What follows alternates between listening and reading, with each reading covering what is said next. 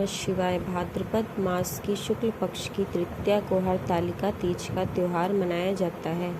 हरतालिका तीज व्रत कथा। एक बार भगवान शिव ने पार्वती जी को उनके पूर्व जन्म का स्मरण कराने के उद्देश्य से इस व्रत के महत्व की कथा कही थी। भगवान शिव ने कहा, हे गौरी, पर्वत राज हिमालय पर स्थित गंगा के तट पर तुमने अपनी बाल्यावस्था में 12 वर्षों तक कठोर तपस्या की थी। तुमने अन्न न खाकर पेड़ों के सूखे पत्ते चबाकर अपना जीवन व्यतीत किया था। तुम्हारे पिता तुम्हारी कठोर साधना तपस्या को देखकर बड़े दुखी थे। तुम्हारी तपस्या देखकर नारद जी तुम्हारे घर पधारे। तुम्हारे पिता ने उनके आने का कारण पूछा तो नारद जी ने कहा, गिरिराज, मैं भगवान विष्णु के भेजने पर यहाँ उपस्थित हुआ हूँ।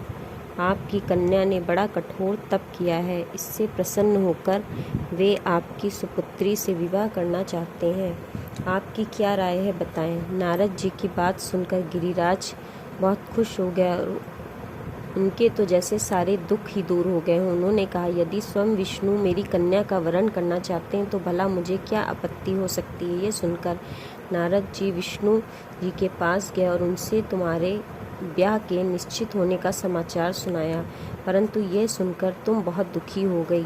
तुम्हारी सखी तुम्हारी इस मनोदशा को समझकर कि तुम भगवान शिव को पति रूप में प्राप्त करना चाहती हो, इसका उपाय निकालकर तुम्हें घंघोर जंगल में ले गई।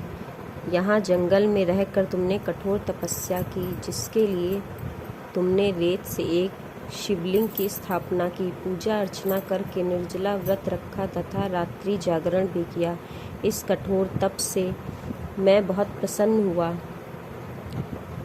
तथा तुम्हें मनोकामना पूर्ति का आशीर्वाद दिया। अगले दिन सखी के साथ तुमने व्रत का पारण किया तथा समस्त सामग्री को गंगा में प्रवाहित किया। उसी दिन गिरिराज कोसते हुए वहां आ पहुँचे तथा तुम्हारी इस कठोर तपस्या का कारण पूछा। तब तुम्हारे बताने पर कि तपस्या का उद्देश्य केवल यही था कि मैं महादेव को पति के रूप में प्राप्त करना चाहती हूँ, गिरिराज मान गए और तुम उनके साथ घर आ गई। कुछ समय पश्चात शास्त्रोक्त विधि से उन्होंने हम दोनों का विवाह करा दिया।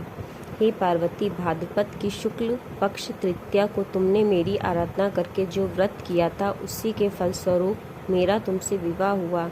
इसका महत्व ये है कि मैं इस दिन जो महिलाएं विधि विधान सहित पूर्ण निष्ठा के साथ इस व्रत को करती हैं, मनोवांछित वर प्राप्त करती हैं। साथ ही साथ ये दाम्पत्य जीवन में खुशी बनाए रखने के लिए भी व्रत किया जाता है। ओम नमः शिवाय।